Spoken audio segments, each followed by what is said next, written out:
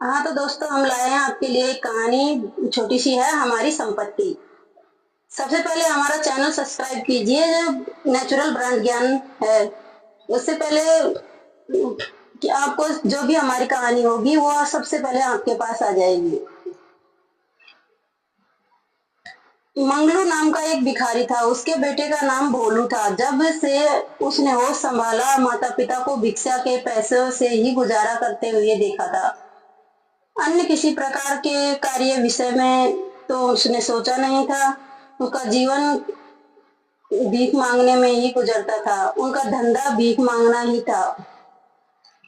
भीख मांगकर ही वो पेट का गुजारा करते थे और हमेशा भीख मांगते ही रहते थे। सुबह होते ही बोलू एक पेड़ के नीचे जाकर बैठ जाता था तथा राह जाते लोगों से विनम्र स्वर में भीख मांगने लग जाता था। एक दिन दोपहर तक उसे कुछ नहीं खाने को मिला। किसी ने पैसे भी नहीं दिए जिससे कुछ खरीद कर खा सके। भूख तथा प्यास से व्याकुल होकर वह जोर जोर से करुणा स्वर में पुकारने लगा, इस गरीब को कुछ दे दो, कुछ दे दो, ईश्वर आपका भला करेगा। मैं सुबह से भूखा हूँ, रोटी के लिए कुछ दे दो, इस पेट के लिए कुछ रुपए दे दो, ईश्वर आपके भंडारे भरेगा। परंतु आज भोलू की पुकार को किसी ने भी नहीं सुना। भूख तथा गर्मी से परेशान होकर उसे क्रोध आया और वह ईश्वर को गालियां देने लगा। हे ईश्वर, तू कहाँ मर गया? यह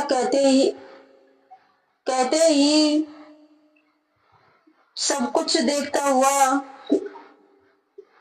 और मैं सुबह से भूखा हूँ, तू देख नहीं रहा है? तू अंधा है क्या? मेरा पेट खाली है और तुझे दिखाई नहीं देता? जो तुझे मेरी व्यथा सुनाई नहीं दे रही है? उसी समय एक संत उधर से जा रहा था।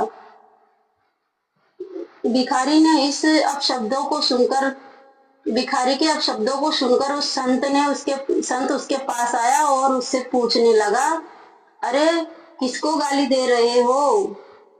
क्या तुम मूर्ख हो? भोलू ने निसंकोच कहा, पापी भगवान को दे रहा हूँ। पापी भगवान को किसको? साधु साधु भाव से बोला, भगवान ने तेरा क्या बिगाड़ा है? भगवान की पूजा करनी चाहिए और तुम तो निंदा कर रहे हो। भगवान सर्वत्र हैं, वे सबकी सुनते हैं, वो आपकी भी सुनेंगे। एक बार पुकार के तो देखो, एक बार पूजा के स्वभाव में पुकारो। भोलू ने क्रोध में आकर कहा, पूजा तो वे लोग करते हैं जिन पर उनकी कृपा होती है, मैं उनकी पूजा नहीं करूंगा। और क्यों करूं? उसने मुझे दिया ही क्या है? मैं भीख मांगकर अपना पेट भरता हूँ, क्या भगवान देते हैं खाने को? आज सुबह से यह भी नसीब नहीं हुआ। अगर गाली ना दूं तो क्या मैं भूखा मरने के लिए उनकी आरती उतारूं? मैं भूखा प्यासा इधर व्याकुल हूँ और उसे दिखाई नहीं दिया। संत ने कहा, यदि तुम्हें खाना चाहिए तो मैं तुम्हें देता हूँ। अगर तुम मुझे अपना एक हाथ काट कर दे दो तो मैं तुम्हें 2000 रुपए दे दूंगा, और एक पैर काट के दे दो तो मैं 3000 रुपए दे दूंगा, और अगर एक आंख तुम मुझे निकाल कर दे दो तो मैं उसके बदले में तुम्हें कीमती मोतियों की यह थैली दे दूंगा। जो थैली उसके हाथ में मोतियों की भरी हुई थी। बोलू ने कहा, यह कैसे संभव है? अपाहिज बनकर मैं तुम्हारे धन का क्या करूंगा? मेरे शरीर के अंग ही मेरी संपत्ति है, बिना अंगों के मैं बेकार हो जाऊंगा।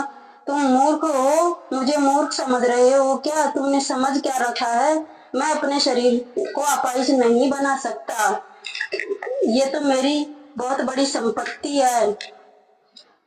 संत ने कहा, इसका मतलब यह है कि तुम तो बड़े भाग्यवान हो, तुम तो हजारों की संपत्ति के मालिक हो, ईश्वर ने इतनी अमूल्य वस्तुएं तुम्हें दी है, फिर भी तुम यह कहते हो कि मुझे क्या दिया है, ईश्वर ने मुझे क्या दिया है, भगवान ने मुझे कुछ दिया ही नहीं है। तुम्हारे ऊपर की तुम्हारे ऊपर भी इतनी कृपा की है जितनी दूसरे लोगों पर की है। भीख मांगना छोड़कर ईश्वर से प्राप्त हाथ पैरों का सदुपयोग करो और मेहनत करके अपना पेट भरो। ये कहकर संत वहां से चले गए। संतों की बात से प्रभावित होकर भोलू ने यह धंधा छोड़ दिया और मेहनत की तरफ ध्यान लगाया। उसने अपने हाथ पैरों की कीमत, अपने शरीर की कीमत को समझा और उसे समझ में आ गया कि ईश्वर ने उसे भी बहुत कुछ दिया है, इसलिए वह आज के बाद हमेशा अच्छा काम करेगा, अच्छे कामों में ध्यान देगा और कभी भीख नहीं मांगेगा। इसलिए उसने भीख मांगना भी छोड़ दिया और उसे पता चल गया कि वो भी किसी से कम नहीं है।